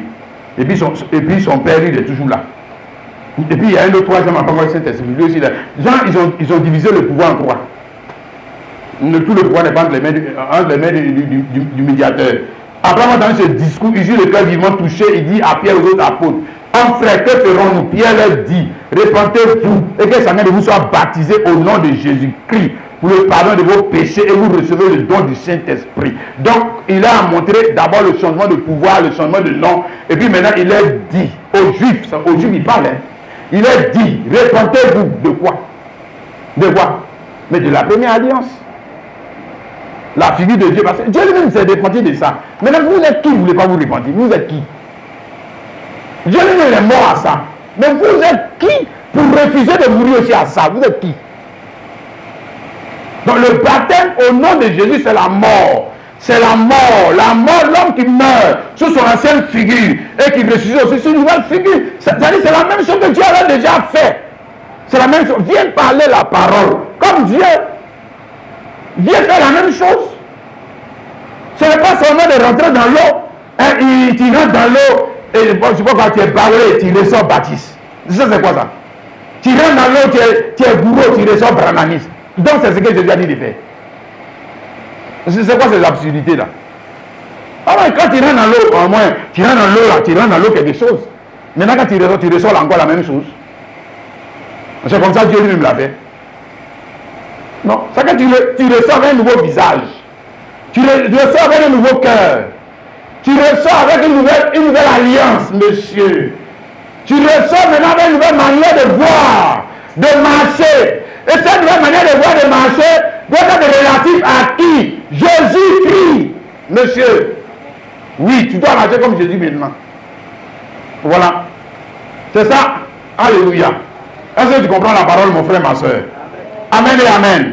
Et nous avons dit que la raison pour laquelle Jésus-Christ, lui, la semence d'Abraham, la semence de Dieu, c'est lui qui devait mourir, c'est parce que, il est la dernière semence, il est là, le dernier fils, dans le développement de la vie de Dieu. Le frère, dans le Dieu, l'éternel Dieu, où le premier à manifester la vie, c'est Dieu. C'est Dieu. Ok. Maintenant, quand sa vie qu'il a manifestée au commencement, depuis le commencement, arrive à la fin, c'est Jésus-Christ. Jésus-Christ est la dernière création qui sort de lui. C'est Jésus-Christ. Voilà, là on est arrivé à la fin. Il s'est dit que toute l'idée, toute la parole qui était en lui a fini d'être parlée. Il a fini de tout dire. C'est ça que j'essaie de montrer le dimanche dernier, c'est comme une sémence. La première sémence, la sémence première, la sémence originelle, la sémence du commencement là. Si c'est sémence de cacao, peu importe, mais tous les feuilles sont déjà dedans, tous les brins sont déjà dedans, tous les fruits sont déjà dedans, monsieur. Mets en terre, et puis tu vas voir. Tu vas voir, tout va sortir. Tout va sortir. Voilà. Maintenant, la première sémence. Revient ici, Colossiens chapitre 1, le verset 15 à 19. Je te montre ce mystère. Regarde. Et dans l'autre version, il dit que le Fils est l'image du Dieu invisible. Nous, il est l'image du Dieu invisible, mais c'est le Fils. Un fils, c'est sémence. Le Fils est l'image du Dieu invisible, le premier-né de toute la création. Donc la première sémence. Ok? C'est ça qu'il est en train de te dire. Quelle est la première sémence qui vient à l'existence? Dieu. Elohim. Et dans Elohim, je dis maintenant le verset 16. Car en lui a été créé toutes les choses qui sont dans les cieux et sur la terre, les visibles et les invisibles. Dignité, domination, autorité, tout a été créé par lui et pour lui. Il est avant toutes choses subsistent en lui. Arrêtons-nous là. Ouais, maintenant de la première sémence là. De la première sémence vont sortir maintenant toutes les vies qui étaient dans cette sémence. Donc faisons l'homme à notre image, le ciel, la terre, les trônes, les dignités. Mais tout est dans la première sémence. C'est ça que j'essaie de t'expliquer là. Tu regardes la nature, tu vas voir la manifestation des attributs de Dieu. Ça y est déjà, ça y est devant toi. C'est pas caché, ça y est devant toi. Fils là, Colossiens 1,15 là, fils là, c'est sémence. Mais dans une sémence, qu'est-ce qu'il y a dans une sémence? Pose-toi les vraies questions. Bon, toi-même là, tu es sorti de ton papa. Bon, papa même là, il était sémence aussi, non? Papa même était sémence, non? S'il était fils de quelqu'un. Kwaku Daniel était fils de Kwaku. Et puis dans Kwaku Daniel, il y avait les enfants de Daniel. Ok? Et puis maintenant, les enfants de Daniel vont commencer à être manifestés. Donc, ce qui en Daniel sort, et ce qui dans les fils de Daniel sort, ainsi de suite, ça sort, c'est comme ça, non? Oui. Mais si tu veux, tous ceux là, nous tous là, on était au départ dans le premier. Si on retourne en arrière, on était dans une sémence. Dans une sémence. Mais quelle était cette sémence? La voici. Voilà. Maintenant, c'est lui là qui a dit faisons l'homme à notre image. Genèse 1,15. Faisons l'homme à notre image. À partir de là, tout ce qui était comme les hommes en lui là, il a déposé ça dans le premier Adam. Toi, tu vas continuer le travail. Toi, tu prends celle-là comme femme et puis tu sors toutes les autres vies qui sont en toi. Tu les sors. Voilà. Ce que j'essaie de dire, c'est qu'une vie, la vie sort d'une autre vie. La vie sort d'une autre vie. Où les idées, même les pianos, tout ce que tu as, même celle sur laquelle tu es assis là, c'est sorti d'où? C'est sorti de quelqu'un. Je crois que c'est tombé du ciel. C'est sorti de quelqu'un. C'était dans une personne. La voiture était dans une personne. La fusée, le portable, la montre. Ce que tu as été dans la tête d'une personne. Monsieur. Et puis après maintenant, le temps arrive et puis ça sort à l'existence. Ok? Tant que cette personne ne vient pas à l'existence, comme celui qui a créé la lumière, comme celui qui a créé le portable, comme celui qui a créé la voiture. S'il ne venait pas à l'existence, tu ne vas pas connaître voiture. Jamais. Jamais. Parce que ça ne va pas sortir de n'importe qui. Ça va sortir d'une personne. Si. Oui, si. Maintenant, c'est pareil pour le péché. Mais nous, ce n'est pas le péché, moi je viens de parler. Je parle de la vie qui était dans le premier-né. Le premier-né qui, Elohim, l'éternel Dieu, il y avait Shikenu. En lui, il y avait la vie. En lui, il y avait Abraham. En lui, il y avait Isaac. En lui, il y avait Jacob, Israël. En lui, il y avait le tabernacle. En lui, il y avait toutes ces choses. Maintenant, lui, il devait manifester en premier. Maintenant, quand il est manifesté en premier, les autres choses maintenant commencent à sortir. C'est pour ça que c'est lui qui donne ses révélations. Parce que c'est en lui que ces choses se trouvent. Ok? Bien. Maintenant, dans lui, pour lui, là, sa dernière création, c'est qui? Jésus-Christ. C'est Jésus-Christ. C'est ça? Oui, le dernier. Voilà. Maintenant je continue de lire. Hein, verset 18. Quand on a commencé à lire, on dit il est l'image du Dieu invisible, le premier-né. Maintenant, on arrive au verset 18, on dit il est la terre du corps, il est la terre du corps de l'église. Il est le commencement. Le premier-né d'entre les morts. Regarde où il meurt. Regarde où il meurt. Ou on va dire sous quel visage il meurt. Voilà, là-bas, il n'y a pas mort. Et où il est l'image du Dieu invisible, non, il n'y a pas mort là-bas. Il ne peut pas mourir là-bas. Maintenant, regarde où il meurt. Hein? Mais sous quel visage il est mort? Et pourquoi c'est là il meurt? Pourquoi? Le verset 19 te dit car Dieu a voulu que toute plénitude habita en lui. Voilà pourquoi il meurt. Voilà pourquoi c'est le dernier qui meurt. Pas le premier. Le premier ne peut pas mourir puisque la résurrection et la vie ne sont pas là-bas. Non, c'est dans le dernier. Christ. Jésus-Christ. Jésus-Christ. Le dernier ici, 1 Corinthiens 15. 1 Corinthiens 15, le verset 45. 1 Corinthiens 15, le verset 45. Je te montre ça, le frère et la soeur, ce n'est pas des choses qu'on invente. Hein. C'est pourquoi il a écrit le premier homme, Adam, devient une âme vivante. Le dernier Adam est devenu un esprit vivifiant. Mais le dernier Adam, il est sorti de qui? Il est sorti de qui? Il est sorti de l'éternel Dieu. Si, c'est le fils de l'éternel Dieu. Maintenant, pourquoi arriver à son au dit dernier? Et pourquoi lui le dernier? Voilà que je réfléchis. Bon, est-ce que après lui, l'éternel Dieu a eu encore enfant? Non, c'est fini. Après lui, l'éternel Dieu a créé encore? Non, c'est fini. Il a fini de créer, il a fini de tout dire. Et comme il a fini de tout dire, il doit sortir de la scène. C'est là le testament. L'éternel Dieu sort de la scène. Maintenant, les autres choses qui doivent être dites là sont en qui? Jésus-Christ. C'est lui qui va continuer.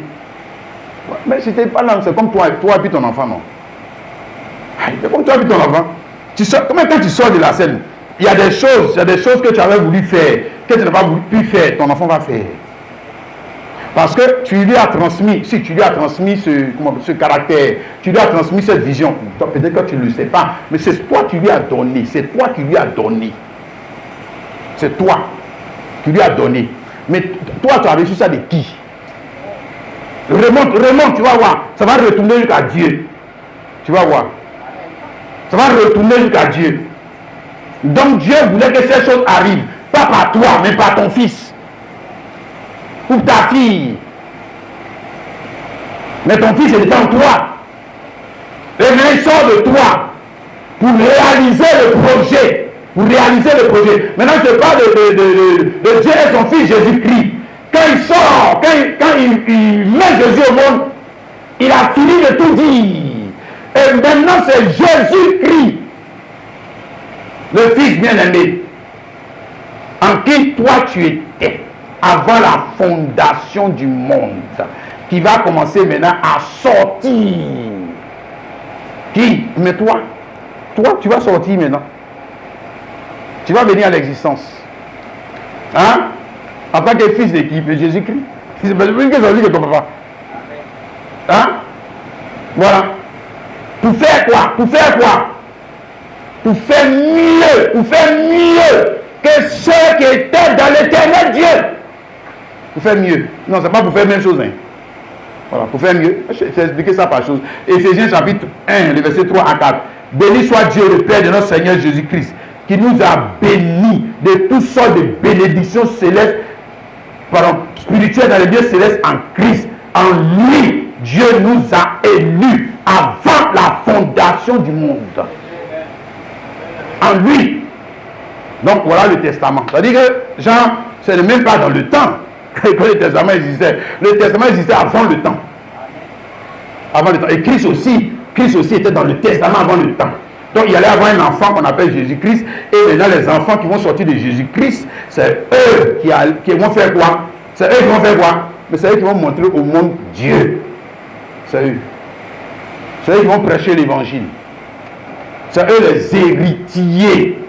C'est-à-dire tout ce que le Dieu a créé sur la terre, dans le ciel, c'est eux. C'est à cause d'eux. C'est à cause d'eux. C'est leur héritage. Les autres là seront heureux parce qu'ils héritent. Oui. Oui. Comme pour Joseph, je te montre un type. Comme pour Joseph. Voilà, les frères de Joseph ont été heureux en Égypte parce que Joseph a hérité du trône de l'Égypte.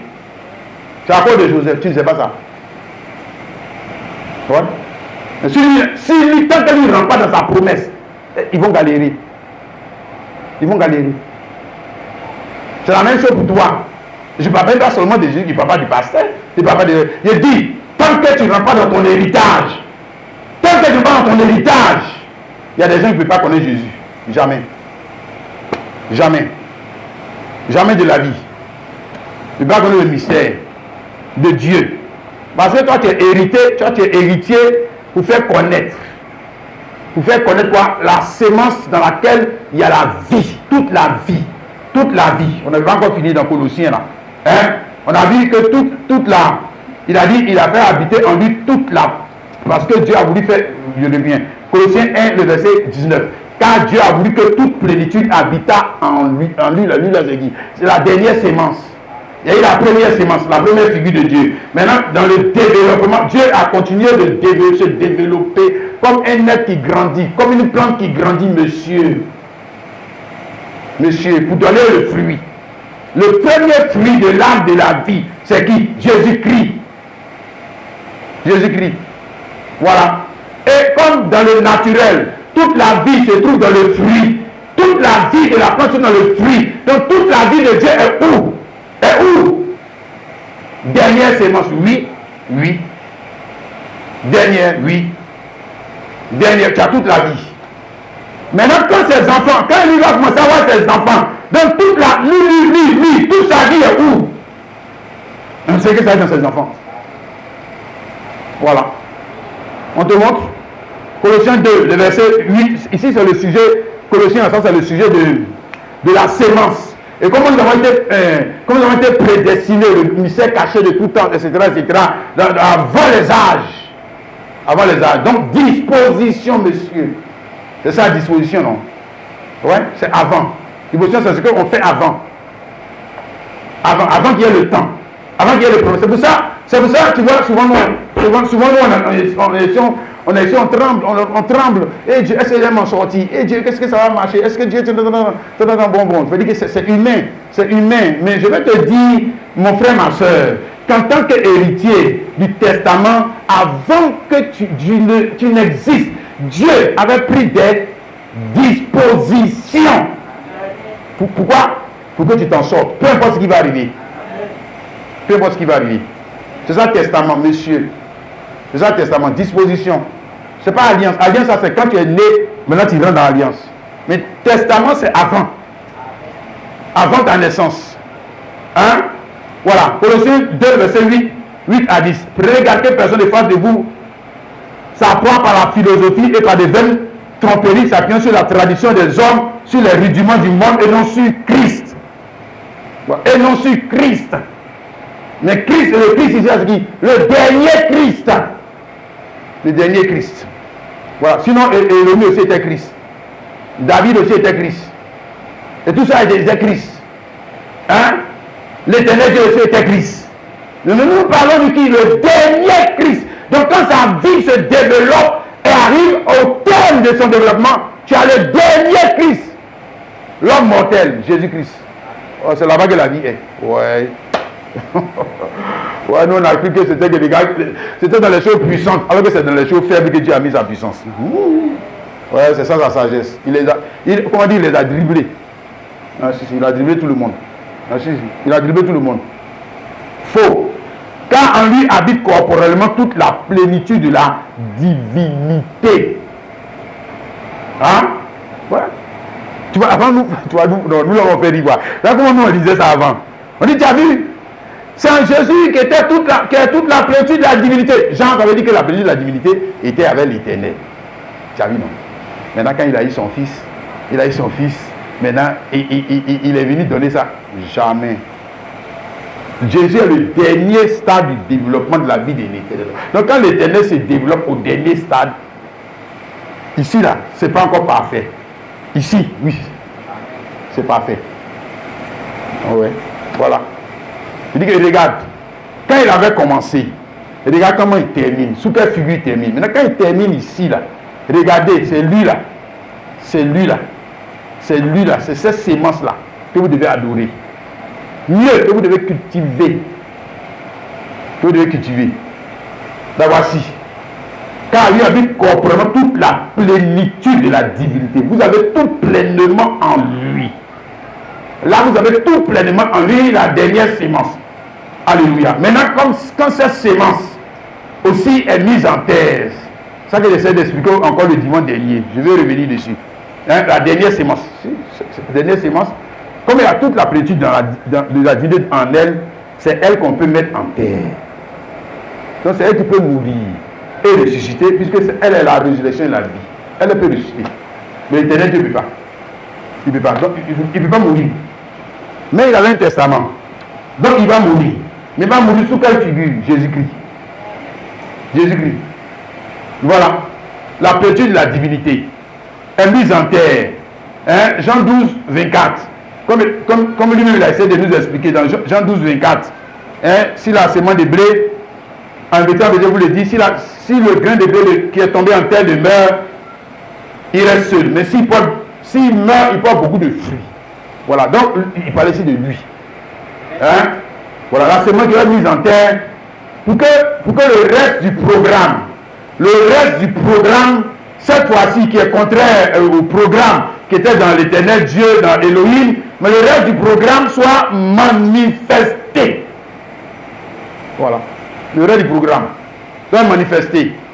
Hein? D'âge en âge. D'âge en âge. C'est ça? Dans un arbre généalogique.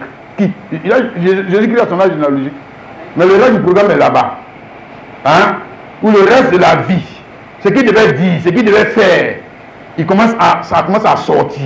Parce que c'est des choses qui sont, quoi on dit, disposition. Donc les choses existaient avant. Maintenant, ça commence à arriver. Ces choses commencent à arriver par des sémences. Par des sémences. Alléluia. Amen et amen. Oui, le frère et la sœur. Jean a dit que c'est seulement par l'église de Jésus-Christ. Donc la sémence de Jésus-Christ. Les enfants de Jésus-Christ.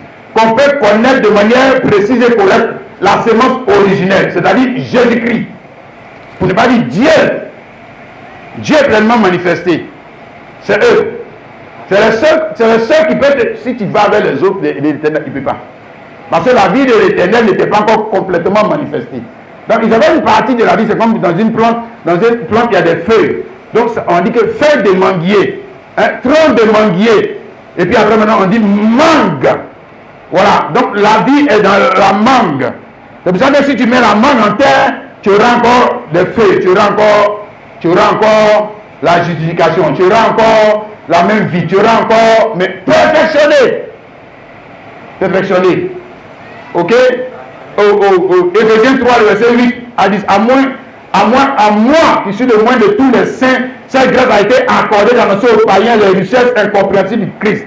et de mettre en lumière quelle est la disposition du mystère caché de tout temps en Dieu qui a créé toutes choses, afin que les dominations, les autorités dans les lieux célestes connaissent aujourd'hui par l'Église la sagesse infiniment variée de Dieu. Donc connaissent aujourd'hui par l'Église de Jésus ce qui était caché où? Dans le Testament.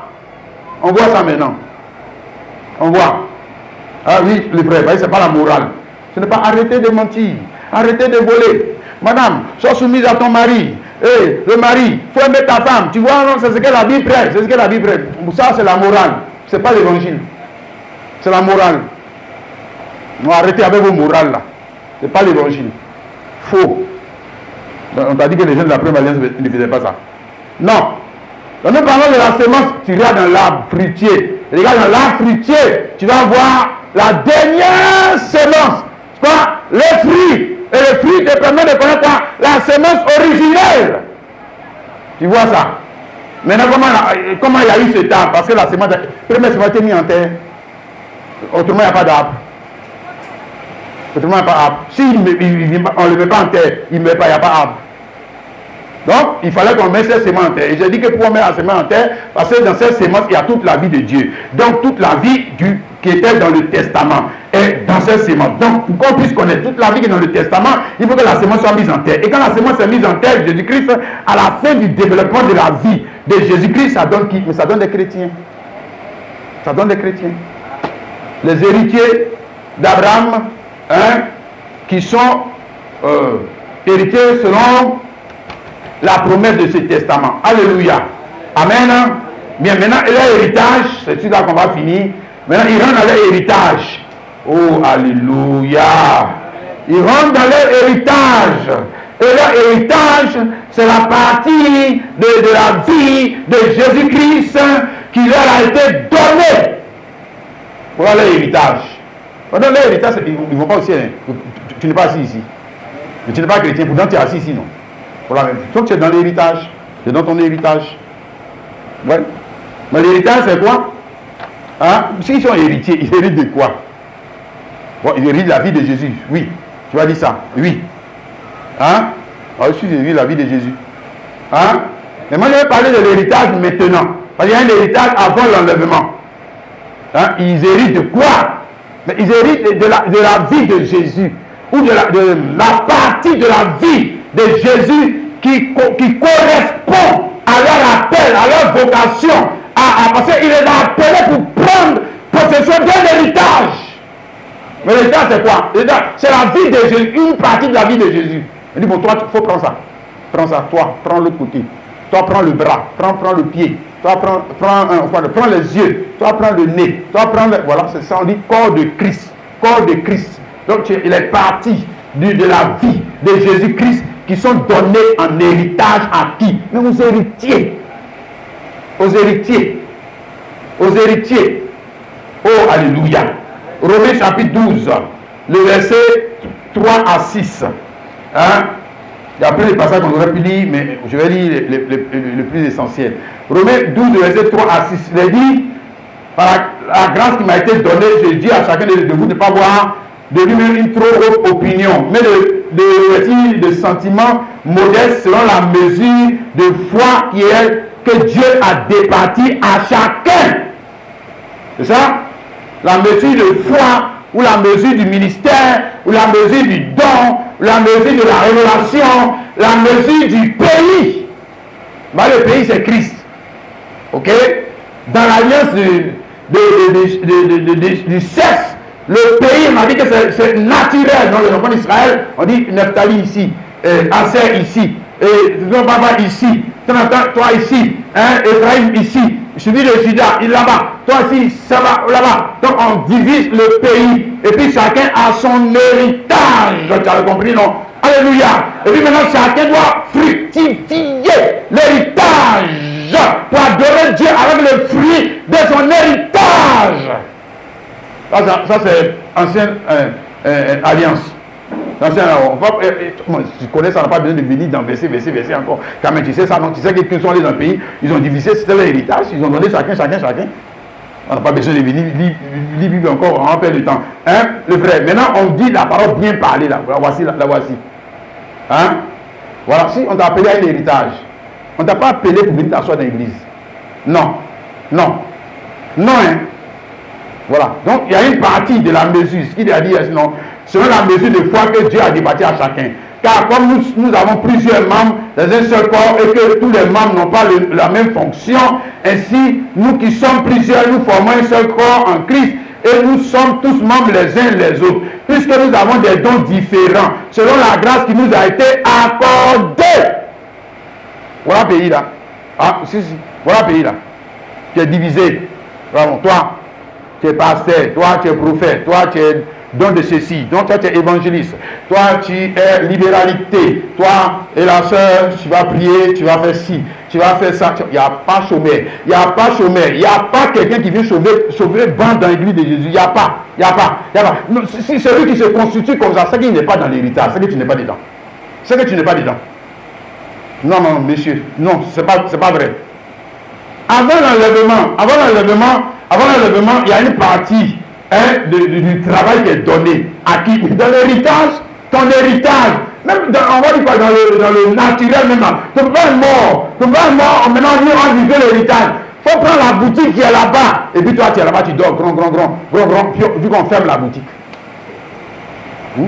Ça c'est quelle sorte de fils? Ça c'est quelle sorte de fils? Je ne veux pas dire quelle sorte de fille. Hein? Et tu dors, tu dis moi je suis un héritier. Mais tu es héritier de quoi? Tu es héritier pour faire fructifier l'héritage, même au sens propre du terme. Un héritier, ça pour faire fructifier l'héritage, à ce que je sache. Donc il est censé faire mieux que son père. Il n'est pas censé détruire l'héritage.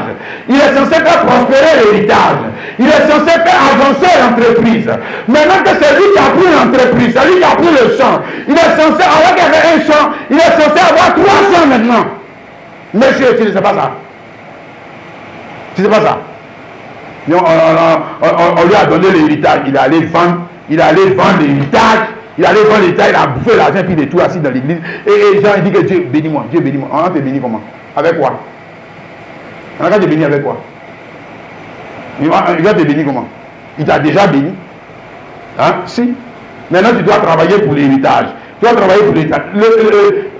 Mon frère, ma soeur, regarde ce qu'on te dit. Que dans Christ, l'héritage, c'est la partie de la vie de Jésus-Christ, ou le partie du don, de sa personne, ou sa personnalité, qui donne, qui distribue à ses enfants, afin que son enfant puisse faire quoi? Mettre en valeur. Ben, ça doit porter fruit. Le ministère qui t'a donné, ça doit porter fruit. Ça doit porter son fruit. Et puis maintenant, c'est le fruit là. C'est le fruit là qui montre que tu es un vrai adorateur. On sait que tu l'adores. Oui, c'est que tu l'adores. Maintenant, s'il n'y a pas de fruit, c'est que tu as un autre plan. C'est que toi, tu as un autre plan pour ta vie. Oui, tu n'as pas le plan de ton papa, tu ne crois pas en ça. Mais c'est que toi, tu as un autre plan pour ta vie. Voilà. C'est pour ça que le fruit du ministère, ou le fruit de la parole, je suis en train de prêcher, non. C'est pas l'héritage. C'est pas à toi maintenant. Tu dois faire fructifier cette parole, non. Maintenant, si ça ne fructifie pas et tu vas la jeter, c'est que tu as un autre plan. Si, c'est que tu as un autre plan pour ta vie, non. Voilà. Continue dans ton plan. Continue. Et puis, même encore bien prier Dieu que toi, ton plan n'a qu'à réussir, mais pour lui, n'a qu'à échouer. Il faut faire ça. Continue de faire. Et ne t'en fais pas. Et puis, Jean, il va venir t'enlever pour aller au ciel. C'est ça, c'est ce que toi tu crois. Hein? Non, le salut ne rend pas paresseux. Le salut ne rend pas oisif. Le salut ne rend pas stérile. Le salut pousse l'homme à faire quoi? À travailler dans son héritage. C'est un homme sauvé. Monsieur, tu ne sais pas ça? Hein? Il va sauver pour croiser les bras. Il va l'hériter pour croiser les bras. Ce n'est pas possible. Voilà, Matthieu 25, verset 14 à 18. Il en sera comme d'un homme qui, partant pour un voyage, appelant ses serviteurs, il a remis ses biens. C'est ça, héritage testamentaire. Il a remis ses biens. Il donnera 5 talents à l'un, 2 à l'autre, et 1 au 3e, à chacun selon sa capacité. Et il partit. Aussitôt celui qui avait reçu les 5 s'en alla, et les filles d'Alois, il en gagna 5 autres. Tu as vu, non? Ouais, c'est-à-dire, c'est pas resté servi à donner 5, c'est resté 5. Comment ça? Est-ce que quand quel père aussi il avait le pouvoir de revenir et de voir qu'il avait laissé la boutique, il avait laissé le champ. Il revient, le champ même n'est plus entier, le gars a mis garant, il a divisé champ en 4 parties, il a mis tout ça en garant. Mais lui, le petit parti comme ça à son héritier, et puis lui va dire que non, tu es fort, tu es bien, tu fais un bon travail. Lui va dire ça à son enfant. Il va dire ça. Il a vendu l'héritage. Lui va dire ça. Hein? Où il est en train de poursuivre, il poursuit un autre but, il poursuit une autre vision. Il a sa vision. Et pourtant, il dit qu'il est héritier. Il a sa vision. C'est ça? Regarde. Demain, celui qui a reçu 2 talents en gagnant 2 autres. Il faut regarder. Donc, c'est fructifier, mettre en valeur. Ok? C'est fructifier, mettre en valeur. C'est pas genre, vous êtes dans le ministère de Kwaku Daniel et vous fructifiez le ministère de Kwaku Daniel. Non, monsieur. Tu es toi dans ton ministère. Maintenant, toi, ton ministère là, montre-moi le fruit. Montre-moi le fruit. Il faut monter pour toi. Hein? Ouais, le fruit, la parole, où ça y est? Tu adores Dieu avec fruit. Dieu, on adore avec fruit. On ne doit pas les mains vides. On ne doit pas se manger la bouche. Il faut me montrer. Hein? Ou mise en valeur. Hein? Verset 18. Celui qui n'avait reçu qu'un talent, alla faire un creux dans la terre et cassa l'argent de son maître. Ça, c'est le groupe de maintenant là. Donc, lui, Jean, moi je viens à l'église, moi je suis sauvé, c'est l'essentiel. Voilà, moi je ne vais plus dans les maquis, je ne vais plus ça, moi je suis sauvé, c'est l'essentiel. Mais tu es sauvé là. Tu es sauvé là. Hein? Et dans le salut, il y a quoi? Un devoir qui vient avec le salut, c'est-à-dire mettre en valeur l'évangile. Mettre en valeur la parole. Mettre en valeur la parole. Envoie si tu crois. Si, envoie si tu crois. Envoie si tu crois. Tu crois? Mais pendant le travail, au moins si tu crois, tu ne crois pas. Maintenant, si tu as, comme on dit là, tu as un autre plan. Comme ce gars-là, lui, il avait un autre plan pour sa vie. Il croit en Jésus, mais il a un autre plan pour sa vie. Il ne croit pas dans le plan qu'on dit disposition que son papa a pris pour lui avant la fondation du monde. Il a un autre plan pour sa vie. Donc, il a mis pour son papa à côté, il est en train de courir pour réaliser lui-même ses propres projets. Mais je vous en prie, il attend Jésus pour partir au ciel. Hein. Il attend. Il attend. Voilà. Il sera surpris. Là, tu connais la suite, non? Pour le gars là. Tu connais la suite, non? Voilà. Donc, on n'a pas besoin d'entrer là-bas. Mais on va finir avec ça. Jean 15, verset 18. 8. Si vous portez beaucoup de fruits, c'est ainsi que mon Père sera glorifié et vous serez mes disciples.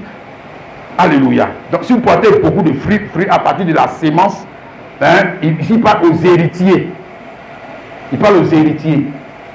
Et si vous portez beaucoup de fruits, bon, on porte du fruit en faisant un travail. La sémence nous met en travail. Est-ce qu'il dit non, l'héritage même doit me mettre en travail? J'ai hérité du Saint-Esprit. Un Saint-Esprit qui ne met pas en travail. J'ai hérité de la parole. Une parole qui ne met pas en travail. C'est-à-dire, le pasteur ne m'a pas dit de faire. Le pasteur ne m'a pas dit d'évangéliser. Le pasteur ne m'a pas dit d'inviter les âmes. Le pasteur ne m'a pas dit de prier. Le pasteur ne m'a pas dit de jeûner. Donc, lui, Jean, pour lui, tout, c'est le pasteur. Il faut que c'est le pasteur. Il faut que le pasteur lui dise. Il faut que le pasteur lui dise. Le pasteur n'a pas dit de venir à l'heure. Le pasteur n'a pas dit de venir. Le pasteur n'a pas dit de faire ça. Le pasteur n'a pas dit de chanter. Le pasteur n'a pas dit de me lever. Le pasteur n'a pas dit de faire ci. Lui, là, c'est un chrétien. Est-ce que c'est un chrétien? Ah! Mais le pasteur Jésus. Le pasteur Jésus ne parle pas. Il est bobo. Tu as relation avec lui. Tu es sûr. Il ne te dit jamais rien. Tu as son esprit. Ah! Le frère. Tu as le gage de ton héritage qui est l'esprit de Jésus. Hein? Mais le gage de l'héritage et l'esprit de Jésus doivent mettre forcément l'héritier en travail. En travail. Il commence à prendre des initiatives pour son héritage. Parce que c'est son héritage. C'est la place qu'on m'a donnée. C'est mon père qui m'a donné cette place. Et comme il m'a donné cette place, je veux que ça puisse, on va dire quoi, grandir. Ça puisse aller de l'avant. Je ne veux pas que ça reste à mort. Parce que mon salut est lié à mon héritage. Si ce n'est pas ça le frère et la soeur. Ton salut, ton bien-être, les dispositions que le Père a pris pour toi dans le temps est lié à la manière dont tu traites ton héritage. Tu ne sais pas ça. Il faut lire la parabole des talents, tu vas voir. Quand il est revenu, ce qu'il a fait à l'autre là. Tu ne sais pas que ton salut est lié à ça. Tu ne sais pas que ta prospérité est liée à ça. Tu ne sais pas que ton bien-être est lié à ça. Tu ne sais pas que ton adoration est liée à ça. Hein, le frère? Est lié à quoi? À l'héritage qu'on t'a donné en tant que chrétien et que maintenant on veut te voir mettre en valeur. Mais si on veut te voir mettre cet héritage en valeur. Parce que si tu as perdu cet héritage, si tu as perdu l'esprit, si tu as perdu la parole, si tu as perdu la vision, si tu as perdu le zèle de l'évangile, si tu as perdu l'amour de Dieu, c'est que tu as fait faillite. Maintenant, il faut gagner tout à Abidjan. Tu es malheureux, mais tu ne sais pas. Même si tu as gagné tout à Abidjan, tu es malheureux, mais tu ne sais pas. Tu as fait faillite. Tu es ruiné. Parce que les choses qui sont relatives à l'ancienne alliance là, c'est ce que c'est dit là, non? Tu vas les perdre. Tu vas les perdre. Et tu vas voir dedans. Il faut négliger l'héritage. Les choses pour lesquelles tu cours là, elles vont t'échapper. Parce que ça fait partie de l'alliance. C'est alliance perpétuelle. Il faut bien comprendre ça. C'est alliance perpétuelle. Ce n'est pas alliance éternelle. C'est perpétuel. Ok? C'est dans le testament qu'il y a alliance éternelle. Et l'alliance éternelle nous donne droit à un héritage qui nous met en travail maintenant. Maintenant. L'héritage relatif aux choses éternelles. Hein? Qui nous met en travail. Alléluia. Amen. Oh, que Dieu nous aide. Que Dieu nous aide. Ma soeur, mon frère, passe à un autre niveau. Deviens un héritier. Dis Amen. Rentre dans le travail des héritiers. Dis Amen.